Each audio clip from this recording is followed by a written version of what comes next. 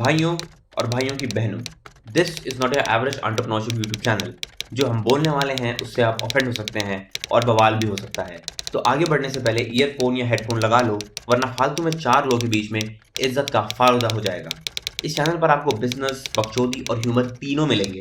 तो अगर बिजनेस का ज्ञान नहीं चाहिए तो बकचोदी और ह्यूमर के लिए ही रुक जाओ।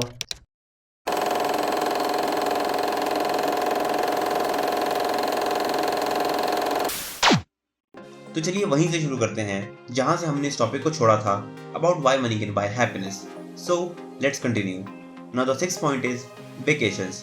अब भैया आप इतनी मेहनत करते हैं और इतनी गांड मराते हैं पैसा कमाने के लिए, तो एक वेकेशन तो बनता ही है। लेकिन आपका वेकेशन कैसा होगा, कहाँ होगा और कितना लंबा होगा, ये इस बात पर डिपेंड करेगा कि आपकी जेब कितनी गर्म है। एक बिलियनेयर तो कभी भी कहीं भी वेकेशन मनाने जा सकता है क्योंकि उसको अपनी कंपनी में किसी की परमिशन नहीं लेनी पड़ती, और अगर उसका मन चाहे तो वो एक लंबी छुट्टी भी ले सकता है। अगर वो कह दे कि अब से अगले 1 साल तक वो सिर्फ और सिर्फ ट्रैवल ही करेगा, तो उसको ये वर्ल्ड टूर करने से कोई माई का लाल नहीं रोक सकता, क्योंकि उसके पास पैसा भी है और टाइम भी। और तो और वो अपने साथ साथ अपनी फैमिली और फ्रेंड्स को भी ले जा सकता है। वो इस दुनिया के मोस्ट ब्यूटीफुल कंट्रीज की सैर कर सकता है, जहाँ पर हसीन वादियाँ होंगी, पहाड़ों से गिरते हुए झरने होंगे और दुनिया की सबसे खूबसूरत बीचेस होंगे, जहाँ पर वो मज़े से कॉकटेल पीते हुए बिकनी वाली लड़कियों को देखेगा। और ये सब करते हुए उसको इस बात की ज़रा भी टेंशन नहीं होगी कि इस ट्रिप पर कितना पैसा खर्चा हो रहा है। कुल मिला के इस ट्रिप से उसके पास बहुत सी यादें होंगी जिसको वो अपनी पूरी ज़िंदगी याद रखेगा। वहीं एक मिडिल क्लास आदमी जवानी से लेकर बुढ़ापे तक बस गोवा जाने के ही सपने देखता रह जाता है, और बहुत से लोगों की ये ख्वाहिश भी कभी पूरी नहीं हो पाती। और अगर कभी पूरी होती भी है तो भी उसको 10 बार बजट के बारे में सोचना पड़ता है कि कहीं ज़्यादा पैसे ना खर्च हो जाएं।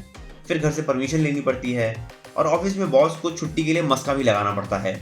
और इन सब क्रियाकर्मों के बाद भी कोई एक मादरचोद दोस्त ऐसा ज़रूर होगा जो ऐन मौके पर प्लान कैंसिल कर देगा, और ऐसे लोगों को माता रानी कभी माफ़ नहीं करेंगी।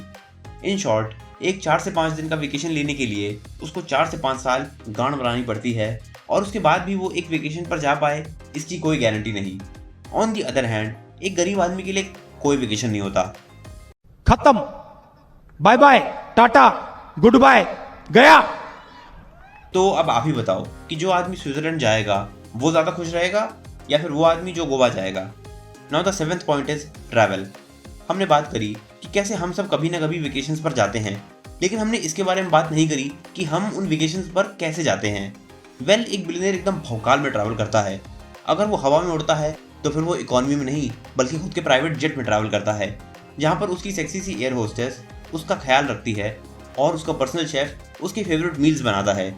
अगर वो ज़मीन पर है तो दुनिया की बेस्ट कार्स में ट्रैवल करता है, जहाँ पर वो मस्त रीडर सीट में बैठकर हॉट स्टोन मसाज लेता है। और अगर वो पानी के रास्ते जा रहा हो तो वो खुद की लग्जरी यॉट से ट्रैवल करता है, जो किसी शॉपिंग मॉल से भी ज़्यादा लग्जूरियस और मॉडर्न होती है। वहीं मिडिल क्लास आदमी एक ई रिक्शा, ऑटो या फिर एक टूटी फूटी बस में ट्रैवल करता है, क्योंकि उसके पास इतने पैसे नहीं होते कि वो किसी भी तरह की लग्जरी ट्रैवल को अफोर्ड कर पाए। और अगर आप अपनी 5 से 10 लाख की गाड़ी को लग्जरी मानते हो तो फिर आपको और दुनिया देखने की सख्त ज़रूरत है। और अगर उसको कभी कहीं जाना भी होता है बाय ट्रेन या फिर बाय बस, तो वो जर्नी भी किसी बुरे सपने से कम नहीं होती, क्योंकि जहाँ पर 4 लोगों को बैठना होता है वहाँ पर 10 लोग सुअर की तरह भरे होते हैं। और अगर किस्मत से कभी प्लेन से जाना हो तो टिकट बस इकॉनमी का ही होता है, क्योंकि उसके ऊपर उसकी औकात नहीं होती। और अगले 10 सालों तक वो पूरे मोहल्ले में गाता फिरता है कि 10 साल पहले हम भी प्लेन से गए थे। ऑन दी अदर हैंड, एक गरीब आदमी की हालत तो इतनी ख़राब होती है कि वो शायद साइकिल से ही चले, वो भी अगर उसकी किस्मत अच्छी हुई तो। और अगर अच्छी नहीं हुई तब वो पैदल ही चलेगा और अपनी चप्पलें घिसता रहेगा। Now the 8th point is freedom. अब हम सबको अपनी फ्रीडम बहुत प्यारी है, लेकिन हम में से कितने लोग एक्चुअली में फ्री हैं? एक बिलियनेयर तो कम्प्लीटली फ्री है, नो डाउट अबाउट इट, क्योंकि वो कभी भी अपना झोला उठाकर कहीं भी जा सकता है।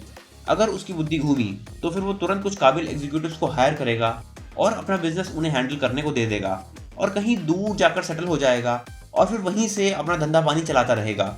सिंस उसके पास बहुत सारे पैसे हैं, वो ऐसी किसी भी डील को मना कर सकता है जिससे उसके मन की शांति भंग हो। अगर आसान शब्दों में कहें तो उसे इस चीज़ की पूरी आज़ादी है कि वो क्या करना चाहता है और वो क्या नहीं करना चाहता। वहीं एक मिडिल क्लास आदमी के पास सुबह उठने के बाद बस इतनी आज़ादी होती है कि वो कौन सा कच्चा पहनेगा। जैसे ही वो ऑफिस जाता है उसका सारा दिन अपने एम्प्लॉयर की जी हजूरी में ही निकल जाता है और वो अपनी मर्जी का कुछ भी नहीं कर सकता। और इसका एक रियल लाइफ एग्जाम्पल भी है। मेरा एक दोस्त है जो एक IT एम्प्लॉय है। वो बंदा हर रोज 12 से 15 घंटे गधा मजदूरी करता है, वो भी मूंगफली जितनी सैलरी पर। कॉन्ट्रैक्ट के हिसाब से तो उसको हर दिन 9 घंटे काम करना होता है, लेकिन उसकी कंपनी उससे 12 से 15 घंटे काम करवा ही लेती है।